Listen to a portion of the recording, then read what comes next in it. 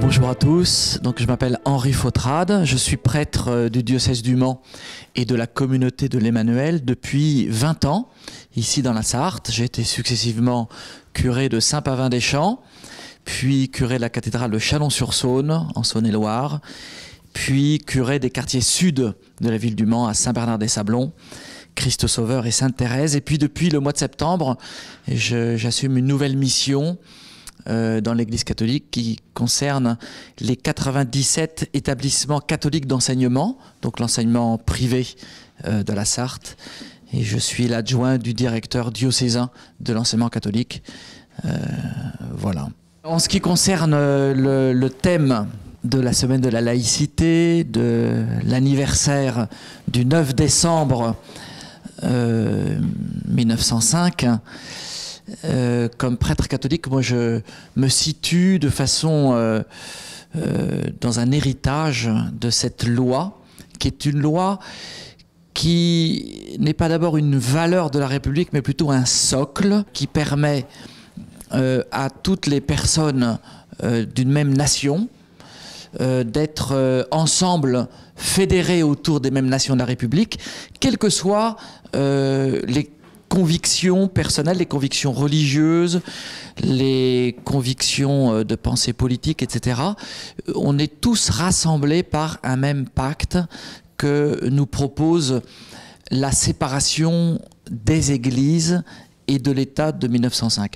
Alors, ça a beaucoup évolué au cours des années, avec les lois de Bray en particulier, mais aujourd'hui, on a cette chance de faire vivre dans un même territoire, avec des lois communes à tous, des personnes de convictions très différentes. On peut être catholique, protestant, orthodoxe, on peut être agnostique ou athée, on peut être musulman ou juifs séfarades ou musulmans sunnites ou chiites. En tout cas, on est tous concernés par les mêmes lois et je crois que c'est une avancée que de vivre avec ce socle commun qui s'appelle la laïcité. Bien, moi je m'appelle Christian Mercier. Je suis très content d'être là parce que ça me rappelle vraiment mon jeune temps. Moi j'ai connu évidemment à mon âge ces bancs et cette école, ce type de classe d'école. Donc je m'appelle Christian Mercier, j'ai été jusqu'à cette année pendant 5 ans le président de la Ligue des droits de l'homme. Je suis également co-animateur d'un collectif politique qui s'appelle Réagir pour la démocratie et dont l'objectif est de s'opposer à la montée des extrêmes droites dans notre pays. Que vous dire d'autre? Je suis en retraite, ça vous en doutez un petit peu, mais j'essaie d'avoir une retraite active. Et cette initiative de mes amis de la Ligue de l'enseignement me paraît extrêmement intéressante. J'ai entendu Henri parler de la laïcité. Je ne sais pas, on a déjà là aujourd'hui des points communs. Il a de la barbe et on est habillés en noir tous les deux. Donc il va peut-être pas y avoir une grosse bagarre, je pense pas. Voilà. Et ce qu'il a dit sur la laïcité me convient parfaitement. Mais le problème, c'est que c'est un principe pour l'instant, et malheureusement, il semble qu'il ne soit pas d'abord occupé partout. Je pense au département de l'Est avec le Concordat. Et ensuite, il semblerait également que le nouveau gouvernement commence à s'intéresser à essayer de modifier certains points de cette laïcité. Voilà, c'est tout ce que j'ai à dire pour l'instant, mais je pense qu'on va avoir débat et vos questions seront les bienvenues. Merci. Bonjour à tous. Merci de m'avoir invité. Et j'avais écrit quelques petites choses pour pas oublier, quoi. Donc j'étais ouvrier du bâtiment, ouvrier maçon, et une filiale de Vinci au Mans, Eulin, c'est une boîte que vous connaissez peut-être de nom. Voilà. Et j'étais aussi syndicaliste, je suis toujours, sur les questions de santé au travail. Et on m'a présenté comme chrétien et laïque. Alors mon identité, c'est citoyen du monde. J'ai un bon copain turc qui me disait ma mère m'a mis au monde. Elle m'a pas mis en Turquie. Et ma mère ne m'a pas mis en France, elle m'a mis au monde. Je trouve ça très beau comme définition d'une identité. Mais mon identité, ben c'est ça aussi. Notre identité, c'est quoi aujourd'hui? Il y a des grands débats sur l'identité et qui sont un peu ambigus. Notre identité, c'est tout ce que notre histoire nous a fait, hein, toutes nos relations, et tout ce qu'on a appris. C'est surtout nos relations. Ce qui me motive aujourd'hui, c'est pas ma religion, hein. C'est, je dirais, secondaire. Ça en fait partie, mais c'est une vision, comment dire, c'est un prisme seulement, hein, la religion. Mais ce qui me motive, c'est les droits humains. Et Christian a parlé des droits de l'homme, hein, et qu'on a fêté les 70 ans de la Ligue des droits de l'homme il y a pas longtemps, hein, et voilà.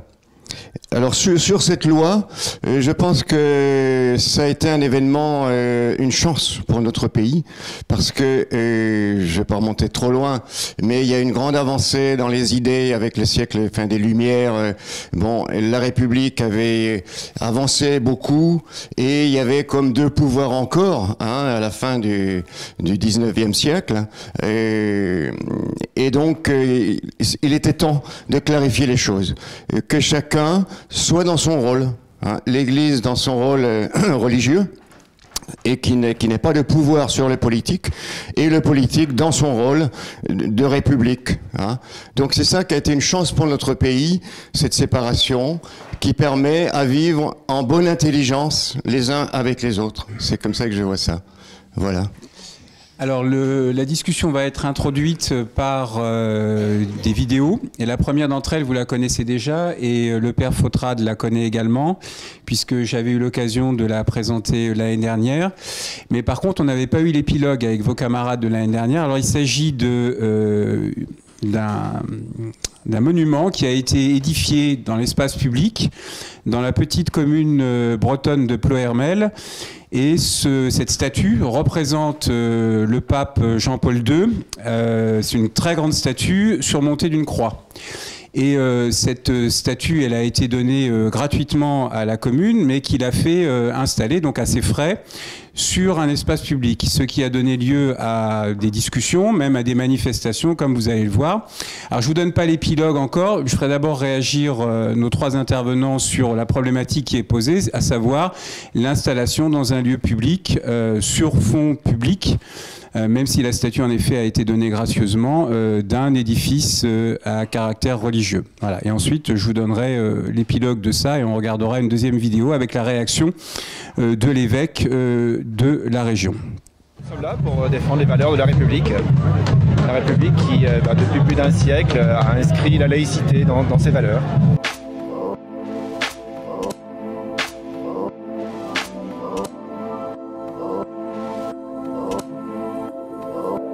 Elle fait partie du patrimoine de Ploërmel, elle fait partie du paysage.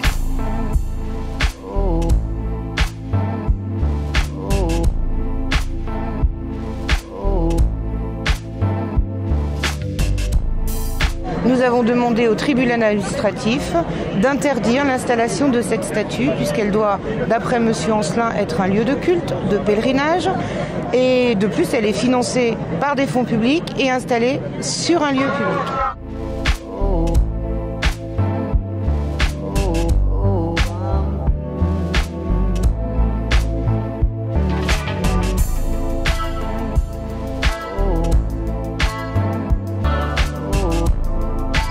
Ce n'est pas un phénomène qui est propre à Ploërmel.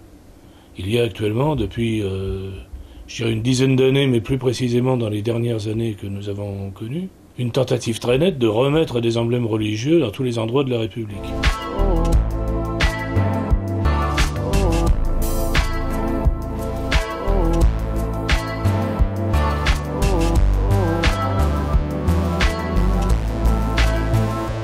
C'est pas christianisme qui est mis en place, c'est l'homme d'État. C'est quand même un symbole du XXe siècle. C'est une personnalité du XXe siècle. La France et la Bretagne est toujours chrétienne, même si les Bretons et les Français ne le savent plus.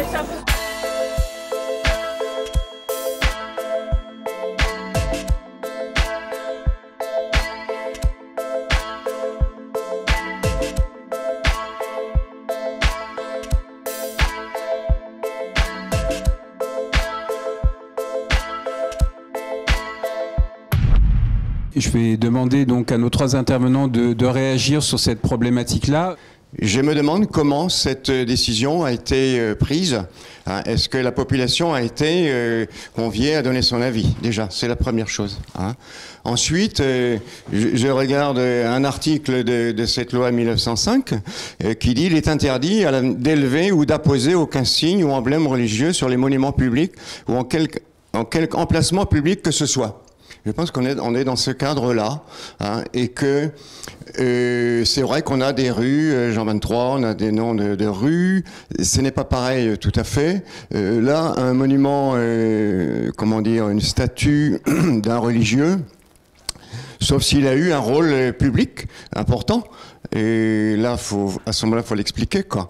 Hein. Mais je pense que le Conseil d'État, ou le Conseil constitutionnel, le Conseil d'État, hein, qui a décidé justement, à mon avis. J'ai simplement oublié tout à l'heure de vous dire que j'étais athée, hein, mais vous en étiez peut-être un peu douté compte tenu de l'origine des associations que je fréquente. Et j'ai oublié aussi de vous dire que j'étais président du Centre social des gens du voyage. Je vais pas parler au nom des associations auxquelles je participe, j'ai parlé tout à fait en mon nom propre. Je vais vous dire, oui, c'est déplorable, c'est contraire à la loi de 1905, mais je reste persuadé que c'est quand même assez... C'est pas très, très, très important. Il y a des choses beaucoup plus importantes que ça. Et puis en plus, cette histoire de statut, je ne sais pas pourquoi ça a été développé autant, c'est dans le Morbihan, c'est ça? Parce qu'il y en a partout. Il y en a partout. Il y a eu, je ne sais plus, l'année dernière ou il y a 2 ans, il y a eu une place de la Poste dans un village sartois qui a été nommée place du cardinal je ne sais pas quoi, hein, avec tout un déploiement d'inauguration et j'allais dire de soutane, Henri, hein, tu m'excuses, mais c'est la vieille appellation. Hein, quoique il en reste. Hein. Moi, j'habite à côté de Fresnay. Il y en a un qui j'allais dire, qui sévit. Excuse-moi, Henri, hein. Mais tu vas en voir d'autres. Voilà. Donc, c'est normal qu'il y ait eu une décision du Conseil d'État, je crois. Ce qui n'est pas normal, c'est que ça ait mis, je crois, 10 ans à être... mais des ex-voto, des crucifix, des statues de la Vierge, vous en avez partout. Partout, partout. Hein? Moi, j'habite à côté de Fresnay-sur-Sarthe. Quand je vais à mon super rue de Fresnay-sur-Sarthe, je passe devant... C'est qui, vous faites? Il y a un Sacré-Cœur, là. Bon, en pleine ville. En face de la gendarmerie, d'ailleurs, je crois. Hein, c'est bien ça. Hein. C'est le sabre et le goupillon, c'est ça? Voilà ce que je voulais vous dire. Alors, ce que tu ne sais pas, Christian, c'est que moi, je suis natif de Fresnay-sur-Sarthe. C'est pour ça que je connais bien le Sacré-Cœur dont tu parles. Et mon père l'a repeint plusieurs fois. Donc, voilà. On doit se poser 2 questions. Enfin, il y a une grammaire de la laïcité selon laquelle on doit se poser chaque fois au moins 2 questions. Sinon, on tombe dans le piège de l'émotion en disant on est pour, on est pour, on est contre, on est contre. C'est pas la question. La question, c'est pourquoi il y a éventuellement un problème et pourquoi le Conseil d'État va trancher selon la loi de 1905. Première question, c'est qui est le mandataire? Qui demande à ce que la statue soit placée à cet endroit public? C'est dit dans la vidéo. Vous vous souvenez? Qui l'a demandé? Le curé? Non, c'est pas le curé. L'évêque? c'est pas l'évêque. Une association chrétienne? Pas du tout. Ça aurait été très simple. Hein. Mais c'est pas du tout ça. C'est le maire. Le problème, c'est que c'est un élu de la nation, d'où la question de la démocratie dont tu parles. Comment se fait-il qu'une demande du maire aboutisse à instrumentaliser une religion dans sa commune? Vous voyez, là, il y a une distorsion de son autorité publique. Voilà. Et la deuxième question qu'on doit se poser, c'est l'histoire. De fait, nous avons à tous les croisements de nos routes de la Sarthe des calvaires historiques, jusque des croix, des missions de 1950 ou des statues du Sacré-Cœur. Elles sont positionnées avant 1905 ou alors dans un contexte où elles font aujourd'hui partie d'un patrimoine local, auquel cas le Conseil d'État dit qu'il faut tolérer cette histoire patrimoniale, comme la chapelle de votre lycée Montesquieu, qui fait partie de l'histoire de votre établissement. C'était le couvent des oratoriens, par conséquent, on va pas, ce serait idiot du point de vue de l'art sacré, des journées du patrimoine, de détruire ce mobilier et cet oratoire magnifique. C'est maintenant est aux mains de la ville du Mans. Hein. Absolument. C'est que je rejoins votre point de vue, c'est que c'est un représentant de l'État qui a voulu poser du coup cette croix et cette statue de Jean-Paul II. Et comme l'a dit quelqu'un dans la vidéo, c'est une personnalité du XXIe siècle, Jean-Paul II, 20e siècle, excusez-moi. Et du coup, ce serait idiot de vouloir l'enlever par simplement pour respecter mot pour mot la loi, car c'est à la fois une personnalité et puis un symbole, parce que la France est chrétienne à l'origine et c'est son histoire au final. Voilà. Il faut le dire aujourd'hui, une tendance à ce que, est-ce que l'Église est en perte de vitesse, sans doute, d'essayer de réapparaître un peu publiquement. Moi, je suis presque choqué de voir des grandes affiches sur la voie publique aujourd'hui qu'il n'y avait pas il y a quelques années, quoi. Et ça, c'est pas utile. Enfin, à mon avis, c'est pas parce que c'est une expression. Pour moi, la religion, elle n'est pas dans la rue, hein, dans les églises peut-être, mais non, elle est dans les cœurs, elle est dans l'action, dans nos actions, quoi, dans ce qu'on fait ou qu'on ne fait pas. C'est ça, c'est pas des expressions comme ça, des monuments, non, c'est beaucoup plus, comment dire. C'est interne, enfin voilà, c'est nos convictions vis-à-vis des droits de l'homme, c'est ça qui compte, quoi. Je voudrais répondre à Luc. Il est habituel de dire que la France est d'origine chrétienne, c'est vrai. C'est vrai. Bon, on passe sur tout ce qui a pu se passer avant les Clovis et compagnie. Mais il faut savoir aussi qu'aujourd'hui, en ce moment, la deuxième religion en France, c'est l'islam. Ça n'est plus... la loi de 1905 a été fabriquée uniquement pour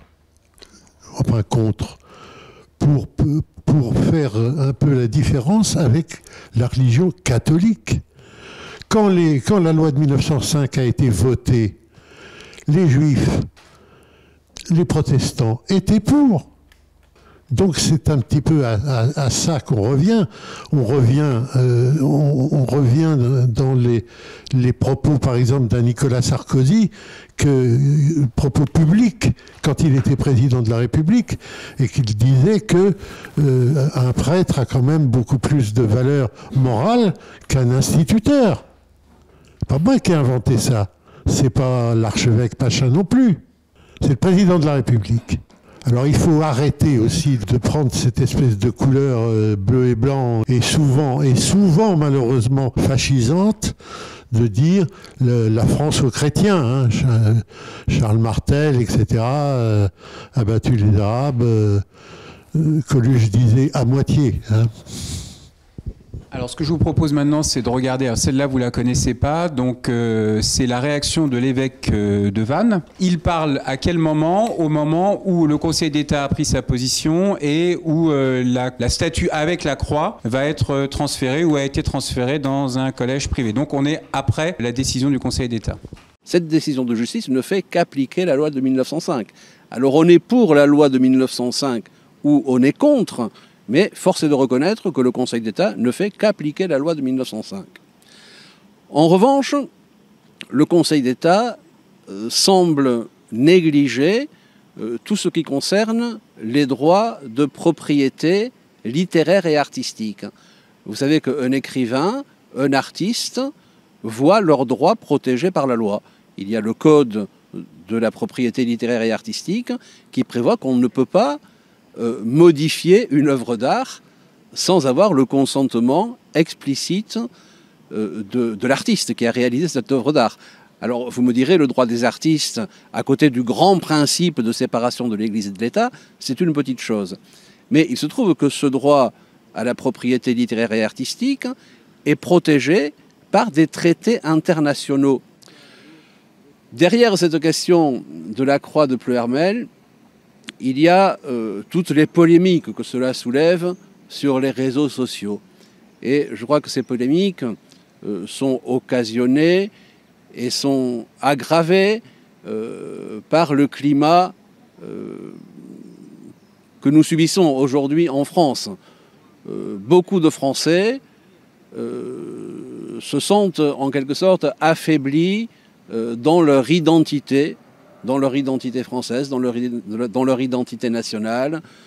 Beaucoup de Français ont l'impression que leur tradition, leur culture n'est pas respectée, n'est pas prise en considération par les autorités, est bafouée. L'ordre de retirer cette croix vient, à mon avis, aggraver ce sentiment. La deuxième remarque que je voudrais faire est relative à la laïcité. Il ne faut pas confondre laïcité et laïcisme. Les personnes qui, aujourd'hui, demandent la suppression de cette croix s'appuient sur la laïcité. Mais elles devraient être bien conscientes que si elles ne vivaient pas dans un pays chrétien, elles ne sauraient même pas ce qu'est la laïcité. En effet, le christianisme est plus qu'une religion. Certes, c'est une religion, mais pour nous, Français, pour nous, Européens, le christianisme est intimement lié à notre histoire et il a profondément façonné notre manière de penser, notre façon de vivre, notre façon d'appréhender tous les problèmes qui sont liés à la coexistence. Et la laïcité fait partie, dans une certaine mesure, de cet héritage. Il faut bien comprendre que toutes ces personnes qui se qualifient de militants laïcs ne sont aujourd'hui des militants laïcs que parce que Jésus a dit dans l'Évangile « Rendez à César ce qui est à César et à Dieu ce qui est à Dieu ». En effet, la laïcité repose d'abord sur cette distinction entre le pouvoir politique et le pouvoir religieux. Cette distinction est éminemment chrétienne, elle n'existe pas dans les autres religions, elle fait partie de l'héritage de la culture et de la pensée chrétienne dont bénéficient même ceux qui le nient, et ils doivent bien comprendre que leur combat consiste à couper la branche sur laquelle ils sont assis. Alors quand on rassemble tous ces éléments, je vous dirais que pour un pasteur, la croix, c'est d'abord le signe de l'unité. Le Christ a donné sa vie, nous le lisions dans l'office du matin aujourd'hui même, le Christ a donné sa vie pour abattre le mur de la haine et pour rassembler les enfants de Dieu dispersés. Et là, nous nous rendons compte qu'à travers toute cette polémique, qu'on met l'accent sur ce qui divise au lieu de mettre l'accent sur ce qui unit, ce qui est d'abord le rôle de la croix. Donc je vous sens bouillant pour réagir, donc voilà. Donc il y a plusieurs questions qui sont soulevées par la réaction de Monseigneur Raymond Santaine, évêque de Vannes. D'abord, c'est la question de l'identité profonde des personnes. Et c'est important d'ailleurs de faire peut-être, si vous le voulez, un petit jeu de mots entre l'identité profonde des gens et le réflexe identitaire. Les identitaires, ce sont des gens qui vont aller chercher des drapeaux, des étendards en disant français et chrétiens toujours, vous voyez, comme ça, des revendications militantes, etc. Et qui vont mettre plein d'objets selon leur identité, voilà. Mais qui dans le fond sont en train de nier leur identité profonde. Pour peu qu'elle soit chrétienne, c'est justement pas asséner des vérités, c'est surtout pas ça. Et quand le Christ dans l'évangile, le Saint Luc, dit rendez à César ce qui est à César et à Dieu ce qui est à Dieu, il parle de l'impôt. Donc la question, c'est de participer comme citoyen pleinement à la société du monde dans laquelle on est immergés les uns et les autres. Donc la grande question, c'est notre identité profonde, nécessairement, elle est plurielle. Moi, je suis un prêtre catholique. Je suis né dans une famille de Fresnay-sur-Sarthe. Je suis très redevable envers des familles musulmanes qui m'ont accueilli dans leur pays en Tunisie pendant des années. J'ai beaucoup hérité de la sagesse grecque. J'ai beaucoup travaillé grâce à la lumière de la connaissance. Donc, mon identité, elle est plurielle. Je ne suis pas simplement quelqu'un qui a un étendard. J'en ai même plusieurs et j'essaye de le vivre par des actions concrètes qui sont toujours tournées vers l'humanité. Donc, n'allons pas trop exciter des espèces de symboles extérieurs. Comme disait Christian tout à l'heure, il y a d'autres questions beaucoup plus profondes qui concernent la dignité de l'homme, la dignité de ceux qui travaillent, la dignité de la femme, l'accès à la culture, la liberté des arts, etc. etc. Je suis évidemment pas tout à fait d'accord avec ce que Henri vient de dire. Sur le plan de la culture, l'évêque dont j'ai oublié le nom nous dit que l'Église catholique a modelé toute expression artistique et toute expression théâtre, peinture, etc., etc. Et aujourd'hui même cinéma, parce qu'on voit encore des films qui sont plus ou moins pas censurés, mais où des groupements de catholiques intégristes vont mettre le bazar pour que le film ne passe pas.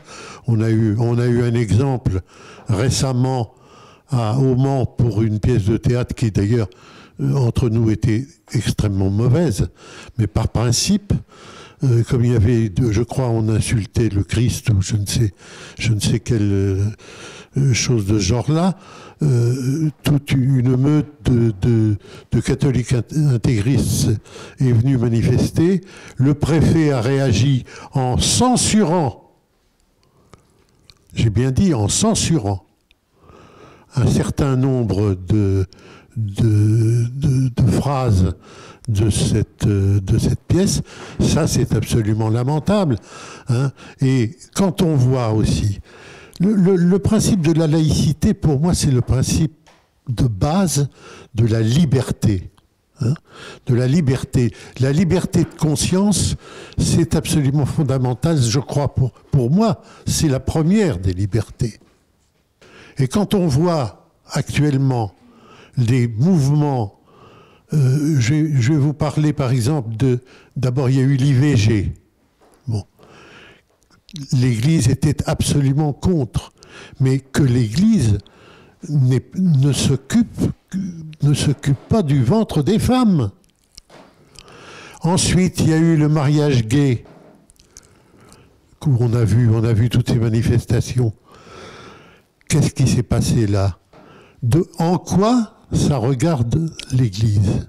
En quoi, s'ils ne veulent pas, chez les chrétiens et chez les catholiques, d'ailleurs, il y avait une œcuménie, un œcuménisme total, hein, défilé, rabbins, imams et curés, pasteurs, contre cette loi du mariage gay.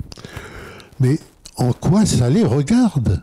Si à l'intérieur de leur religion, ils disent à leurs fidèles « ne vous mariez pas si vous êtes homosexuel », ça d'accord. Mais qu'ils essaient d'imposer une loi de ce type à l'État et à la population entière, c'est intolérable. Et c'est ça les atteintes à la laïcité, parce que ça c'est ce qui est visible.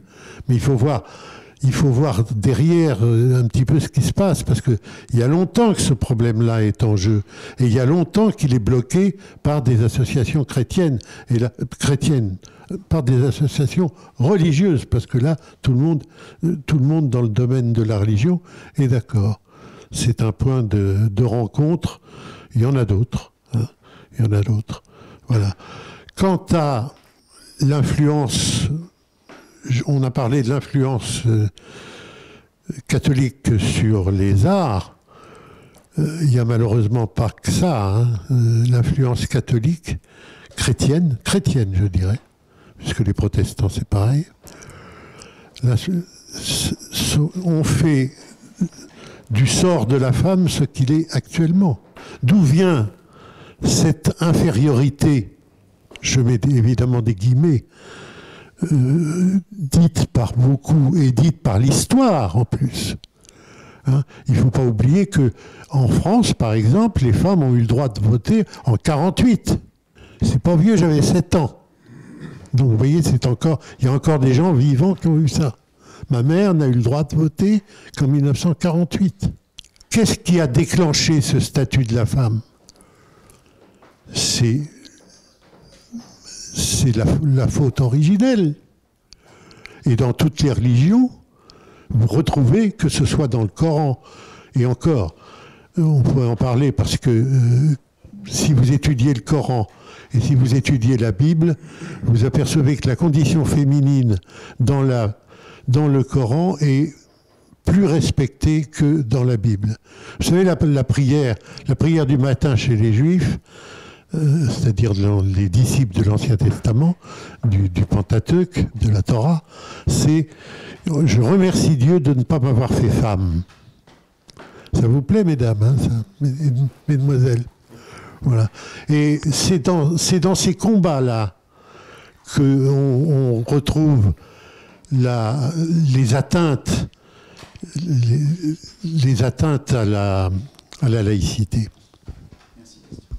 On a dit beaucoup de choses par l'un et l'autre. Juste, il y a un résumé ici, je crois, sur la loi. Hein? Où est-ce qu'il est? Non, au tableau. Hein, il faut respecter la loi. Là derrière. Voilà, je le cachais. Voilà, le respect de la loi est le premier devoir du citoyen. Eh bien, la République fait les lois. Et on les respecte. Les lois de l'Église, il n'y a pas de loi de l'Église d'ailleurs, l'Église n'a pas à être au-dessus des lois de la République. Hein. Bon, il y a une libre expression, à condition qu'elle n'entrave pas l'ordre public. Hein. Mais autrement, voilà. Mais il y a le droit d'expression. Par exemple, l'évêque, là, dernièrement, sur le mouvement des Gilets jaunes, s'est exprimé. Tant mieux, parce qu'il fait appel à la dignité en disant, voilà, il y a une société qui craque, il faut plus de démocratie, voilà, et il invite les gens, les chrétiens d'abord, mais aussi autour d'eux, à réfléchir à le signe, qu'est-ce que ça veut dire, ces grands mouvements très démocratiques, oui, populaires en tout cas, ça c'est intéressant, mais il n'y a pas à imposer, il y a à proposer une réflexion, c'est tout. Ça va bien plus loin que tout ça, et puis notamment en parlant des Gilets jaunes, on peut faire une parallèle avec ça, c'est que dans ce climat de tension, j'ai envie de vous dire, enfin nous sommes tous frères, mais va vous ricaner comme on n'a pas les mêmes parents, mais justement c'est ça pour moi la religion, ce qui est important, c'est que ça nous permet de nous hisser tous au rang de frères par le même père en fait. C'est un message de fraternité pour moi la religion. Et donc c'est pour ça qu'il ne faut pas chercher à dire qu'elle est conservatrice, etc. C'est un message d'amour et de paix à la base. Voilà, c'est tout. J'étais prof de SVT et qu'on fait tous partie de la même espèce, l'homme, et qu'on vit sur le même bateau, notre planète, voilà, et qu'on est en 2018, qu'il faut regarder devant. Pourriez-vous rappeler l'article 1er de la loi 1905 ? Et du 13 avril 1908, hein, il y a eu un complément. La République assure la liberté de conscience. Elle garantit le libre exercice des cultes sous les seules restrictions édictées ci-après dans l'intérêt de l'ordre public. Voilà. Je vous conseille un petit livre, La laïcité, plus de liberté pour tous, Bernard Tepper. C'est très intéressant, c'est quelques pages un peu plus dures, mais dans l'ensemble, c'est très facile. Hein, voilà, et ça coûte pas cher. 5 €. C'est édité en Sarthe. Édité en Sarthe, circuit court. Merci. J'aurais répondre quand même à plusieurs aspects qui ont été dits jusqu'à présent. Sur, par exemple, la liberté de conscience, l'histoire récente de nos pays d'Occident, et puis le sort réservé à la femme. Pour la liberté de conscience, n'oublions pas que les chrétiens, pas uniquement l'Église catholique d'ailleurs, mais l'ensemble des chrétiens sont tous citoyens de la nation. À ce titre, ils participent à l'élaboration des lois. Ils font valoir en conscience un certain nombre de valeurs. Donc, sur la question du mariage pour tous, de la loi sur l'IVG, etc., c'est naturel que toutes les convictions puissent s'exprimer. Ensuite, que chacun en conscience ait le positionnement qu'il a. Tout cela est absolument respectable. Ensuite se pose un certain nombre de problèmes liés en particulier à la dignité de la femme dans tous nos pays qui sont issus d'une tradition patriarcale. Tout autour du bassin méditerranéen, je pense que les professeurs d'histoire sauraient le confirmer, nous sommes issus d'une tradition non pas matriarcale, c'est-à-dire où c'est la mère qui aurait l'autorité, mais patriarcale. Donc, qu'on soit dans le judaïsme, dans l'islam ou dans le christianisme, la question qui se pose, c'est comment allons-nous lutter de la façon la plus efficace possible pour mettre à égalité la dignité de l'homme et la dignité de la femme. Ça, c'est un énorme travail à faire. Et je ne suis pas sûr, mon cher Christian, que l'on puisse reléguer les cathos au dernier rang de la classe en disant qu'ils ont été les derniers à aider justement à cette émancipation féminine. Je pense que l'Église peut lutter davantage encore qu'elle ne l'a fait par le passé. C'est pourquoi nous avons besoin aussi d'un dialogue entre des gens de conviction religieuse, qu'ils soient musulmans, chrétiens, juifs, avec des agnostiques et des athées qui ont d'autres ressorts de la pensée et de la réflexion. Mais c'est certainement dans le dialogue, et le dialogue démocratique, qu'on peut avancer, et on voit, pour revenir aux Gilets jaunes, que de fait, c'est un des lieux, la démocratie, où on peut le plus avancer pour la question de la dignité de l'homme, en particulier au travail. Je n'ai pas dit que les catholiques étaient les... Je ne sais plus quelle expression tu as utilisée. Les derniers de la classe. Hein, non, non, il y en a d'autres encore après vous. Hein, ne vous inquiétez pas. Par contre, ce à quoi je veux répondre à ce qu'a dit Henri tout à l'heure sur la société patriarcale, je ne le nie pas, puisqu'on retrouve dans des manières assez différentes d'ailleurs, sachant que c'est quand même dans la religion chrétienne que la femme est le moins rabaissée. Mais cette société patriarcale que je ne nie pas, que je déplore, mais que je ne nie pas, qui l'a établie, qui l'a formée? C'est les religions. C'est les religions. C'est le péché originel qu'on retrouve à la fois dans les trois religions dites révélées. Je tenais à interpeller ces messieurs parce que dans la religion, la femme, comme vous l'avez dit, n'est pas mise sur un piédestal comme l'homme. Et sachant que, au cours de l'histoire, la religion a fait les pensées de l'homme. Donc, encore aujourd'hui, l'homme a encore ces notions que la religion a inculquées. Du coup, c'est forcément, lors des manifestations pour la loi pour le mariage pour tous, ou encore l'IVG, grâce à Simone Veil, il y a les religieux qui sont venus. Mais pas que. Mais il y a des personnes qui ont eu ces idées inculquées par la religion. Donc c'est tout le monde qui réagit sous base d'une religion. Vous m'avez compris ou pas ?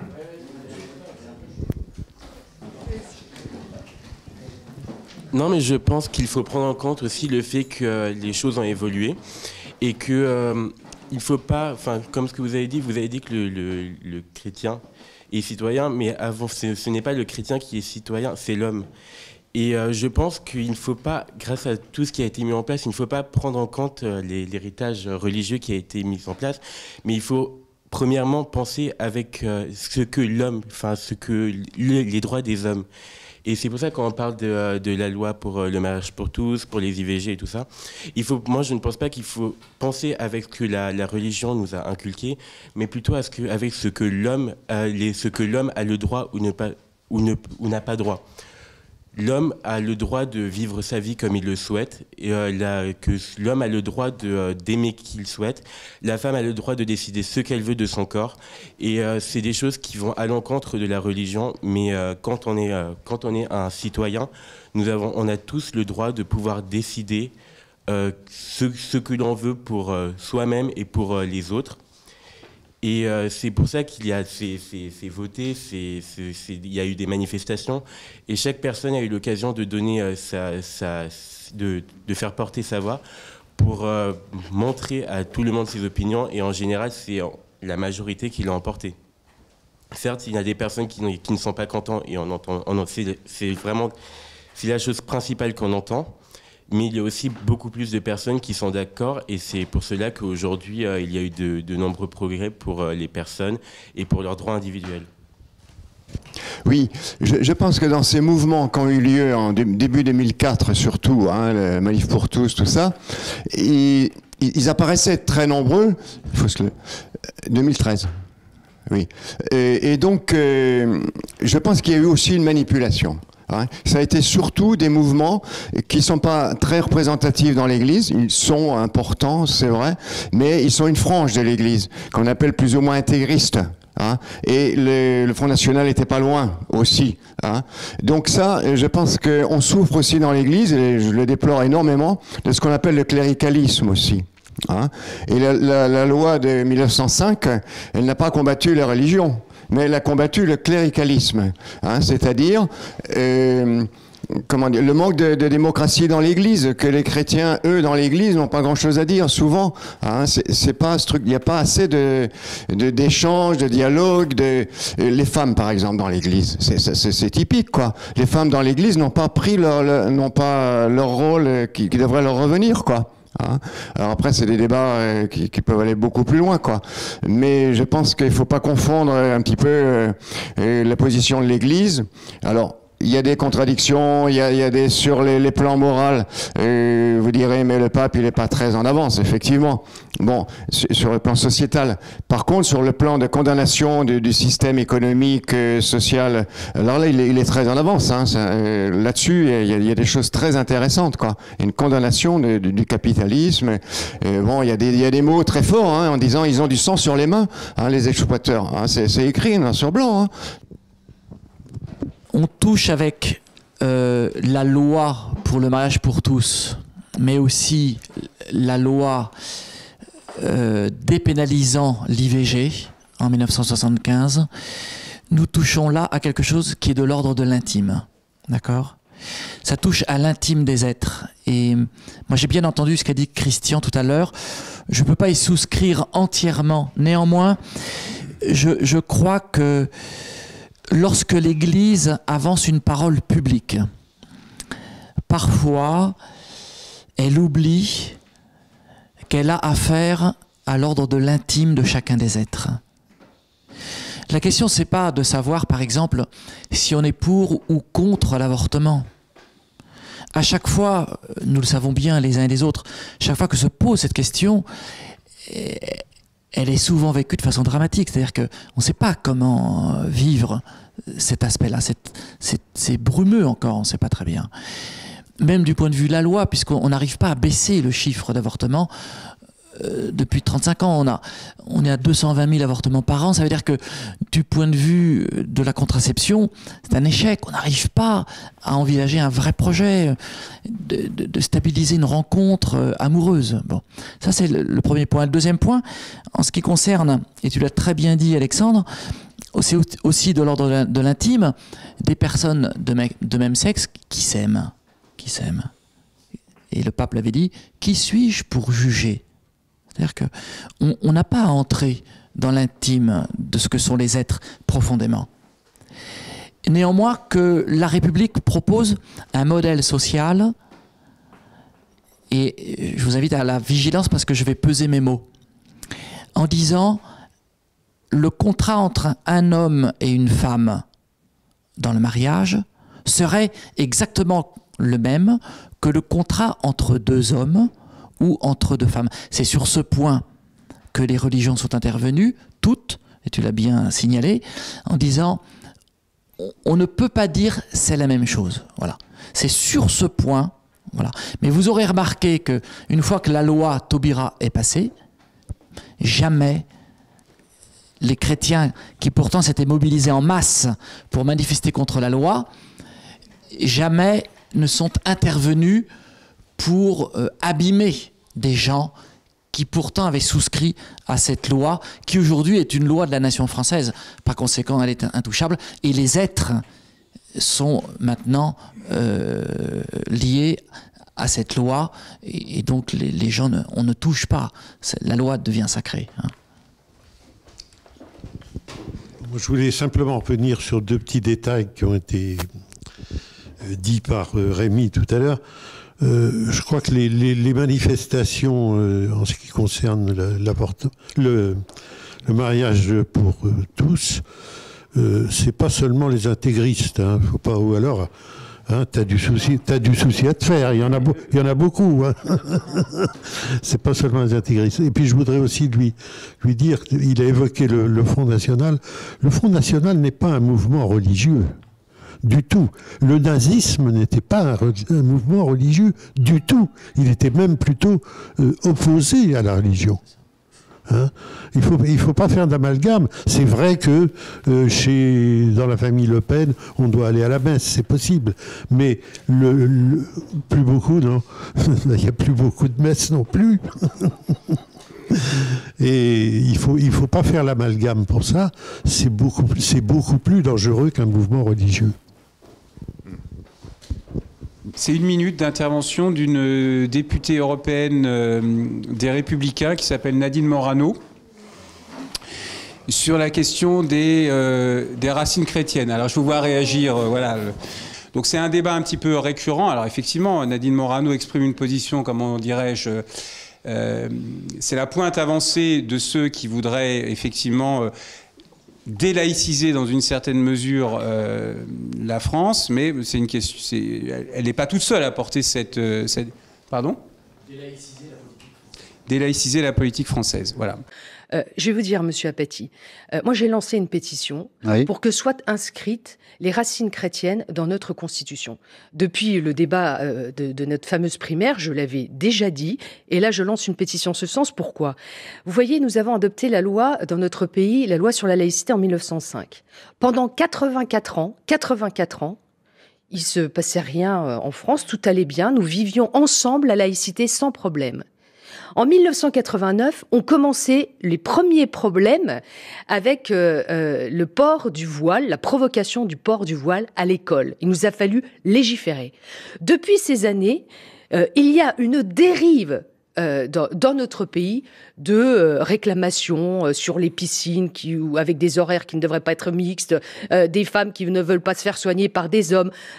Depuis des années, on assiste à ces dérives et puis à une chasse aux croix et aux crèches. Alors je vais vous dire, si d'une façon culturelle, nous acceptions parce que c'est un fait, c'est factuel, la France a des racines chrétiennes. Ça fait partie de notre culture. Et si nous avions ça dans notre Constitution, on en finirait avec ces querelles, avec des laïcards extrémistes, hein, parce que là, il s'agit de deux personnes. Et regardez, s'agissant des crèches, vous avez des interprétations de la loi sur la laïcité qui permet à certains endroits de pouvoir mettre des crèches, d'autres endroits, on ne peut pas mettre de crèches. Si nous reconnaissions que notre pays a des racines chrétiennes, ce qui est juste la réalité, si on l'avait fait bien avant, aujourd'hui, nous respecterions la laïcité qui est que chacun peut exercer son culte, que l'État n'a pas non plus qu'il y a une séparation entre l'Église et l'État, mais en même temps que notre pays a ses racines chrétiennes et que c'est culturel. Donc c'est votre proposition, vous lancez une pétition. C'est la fille de l'Église. La fille aînée. La fille aînée de l'Église. Merci. Selon la formule consacrée. Vous voyez, la fille aînée de l'Église. C'est culturel. Et j'ai une dernière question. Ce n'est pas que religieux, c'est culturel. Là, je sens que je vais avoir une unanimité à la tribune, mais... Qui est des traditions, les crèches, par exemple, ça fait le débat, y compris au Mans, il y a quelques années, quoi.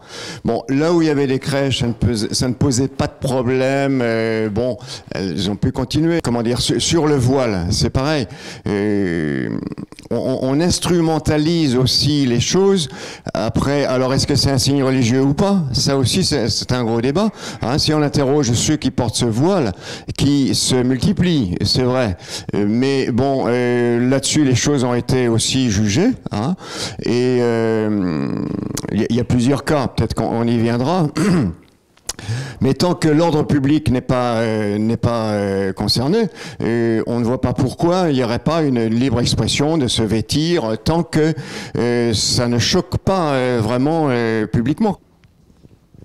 Je dirais à mon ami Jean-Paul Carrière de mettre ce texte dans son dictionnaire de la bêtise. C'est tout ce que je peux proposer pour l'instant. Nadine Morano, c'est le genre à dire « je suis pas raciste, j'ai un chien noir ». La grande question qui se pose, c'est mais qui donc est cette personne, Nadine Morano, et pourquoi est-ce qu'elle active ce ressort inconscient chez les gens de la crèche, c'était quoi l'autre exemple? Du voile. Bon, c'est des aspects identitaires, d'accord? Ce sont des aspects identitaires. Donc, je pense que, et c'est très lié avec notre actualité immédiate de la France aujourd'hui, l'un des moteurs de la démocratie, c'est l'élection, le suffrage. Et pour organiser le suffrage, on a besoin de cliver l'électorat, vous voyez?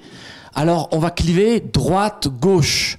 On va dire chrétien, pas chrétien. Pro-migrants, contre les migrants. Et alors, cliver, ça veut dire aussi déchirer. Et aujourd'hui, le tissu social français est très très déchiré, d'une multitude de façons. Vous savez, au moment du marxisme, etc., on a clivé riches contre pauvres, ou plus exactement, les indigents contre les propriétaires terriens, contre les grands propriétaires, les industriels, etc. Et ça, on arrive, à mon avis, à une fin de course. C'est pour ça qu'aujourd'hui, on se pose la question du référendum d'initiative citoyenne et populaire. Parce qu'on a besoin d'être beaucoup plus près du terrain, parce que ça vous intéresse absolument pas de savoir si on va faire une crèche ou pas une crèche. Vous savez, moi, au début de mon ministère, il y a 20 ans, le maire du Mans, Jean-Claude Boulard, paix à son âme, Jean-Claude Boulard m'avait demandé, avec d'autres prêtres qui étaient en charge des jeunes à la maison Scarron, qui est à côté de la cathédrale, d'organiser une crèche sur les frais, les deniers publics de la municipalité. Il y avait même un dromadaire qui était loué, des ânes, etc. C'était extraordinaire. Et alors, sous le porche royal de la cathédrale, nous avions une crèche animée avec des jeunes de votre âge qui faisaient partie de l'aumônerie et qui, tous les soirs de la semaine entre Noël et le 1er janvier, de mémoire, jouaient la crèche. Et comme les chimères d'été, il y avait ça l'hiver. Et c'était assez extraordinaire. Mais, comme le disait très bien Rémi, c'était un aspect culturel. Il n'y avait pas de prosélytisme et surtout pas une tutelle municipale sur la religion, comme quelquefois on a des tutelles religieuses sur la politique. Donc, moi je dirais, gardons 3 mots qu'il faut articuler toujours. L'identité profonde et pas le réflexe identitaire, l'altérité, qui sont les autres, de tenir compte de ce que sont les autres, de leurs spécificités, et nous vivrons de plus en plus dans un monde pluriel, une pluralité de convictions. Je pense aux nouvelles façons de se nourrir, par exemple, végétarien, végétalien, vegan, halal, etc., etc. Il y a plein de façons, mais on est tenu aujourd'hui de respecter la pluralité alimentaire. Bon, alors, vous voyez, il y a une pluralité de comportements aujourd'hui. Donc moi, je dirais, c'est pas simplement des questions de religion, la laïcité, ce sont des questions des questions convictionnelles, hein, et de culture de différentes convictions. Alors écoutez, je veux d'abord remercier Madame Nicolaï. Hein, vraiment, votre exposé, là, je posais la question aux élèves, ils étaient absolument enchantés. Monsieur Fautrade aussi, d'ailleurs, était enchanté par votre exposé. Plein de petites anecdotes, ça l'a vraiment rendu passionnant, je crois. Et je voudrais remercier également nos 3 intervenants. Ça a été, comme l'année dernière, un débat respectueux. C'était important et puis riche. Et puis vous remercier pour votre qualité d'attention. Mais je crois qu'elle a été ce qu'elle a été parce que vous avez senti à la fois dans l'exposé de Madame Nicolaï et dans les réponses et dans les interventions qui ont été faites, à la fois des personnes de conviction et des personnes respectueuses les unes des autres. Merci aux élèves qui sont intervenus.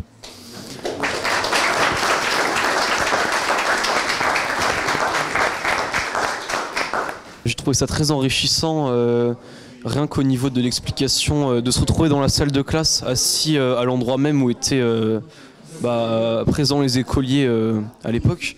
C'était génial, tout simplement. Et les anecdotes et tout ça, c'était très intéressant.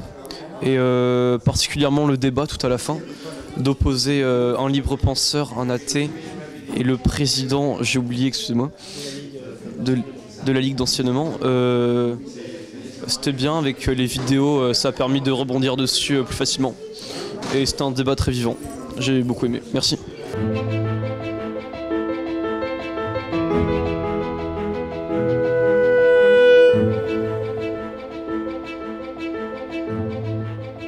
Moi, je remercie la Fédération des œuvres laïques de m'avoir sollicité, de m'avoir invité pour cette rencontre. J'ai trouvé que c'était une très belle jeunesse qui se pose des questions essentielles pour permettre de vivre tous ensemble dans le contexte de la France de 2019, 2018, 2019. Beaucoup de questions se posent et le fait d'aborder sciemment ces questions de laïcité permet à chacun de s'exprimer. J'ai trouvé qu'il y avait une maturité dans les questions qui étaient posées essentiellement dans 2 directions. La première, c'était qu'est-ce qui fait l'identité profonde de chacun de nous? Et donc je pense que plusieurs élèves doivent se poser des questions en ce moment en se disant finalement, mais quelle est mon identité profonde? Je crois que c'est très sain, de façon à désamorcer le réflexe identitaire qui pour le coup doit être combattu. Et la deuxième dimension des questions qui étaient posées, c'était sur le respect nécessaire dû aux personnes et à leur choix de vie. Et je crois que la laïcité est garante justement de ce qui doit être respecté, du choix légitime de chaque personne en fonction de ses convictions personnelles. Là, on touche à ce qui est la conscience. Et d'ailleurs, le Concile Vatican II, dans l'Église chrétienne, dit nettement que l'Église s'arrête devant l'autel de la conscience humaine. Et il est important de le redire dans ces contextes où on a une pluralité de positionnements maintenant dans nos sociétés françaises, nos sociétés d'Europe. Voilà. Pour commencer, tout le discours qui a été fait à propos le débat qui a été fait autour du monument qui a été posé et qui a été enlevé après. C'était très intéressant de voir les différents avis d'hommes qui étaient vraiment dans les idées. Par exemple, un prêtre et un homme qui n'a rien à voir. Et tout le débat était quand même basé sur du respect. Et c'était ça qui était aussi beau. C'est-à-dire que même si les idées n'étaient pas les mêmes, on restait dans un monde où les choses étaient plutôt respectueuses. Et c'était ça qui est beau, c'est-à-dire que les gens posaient leurs idées et on respectait les idées et ça c'était intéressant.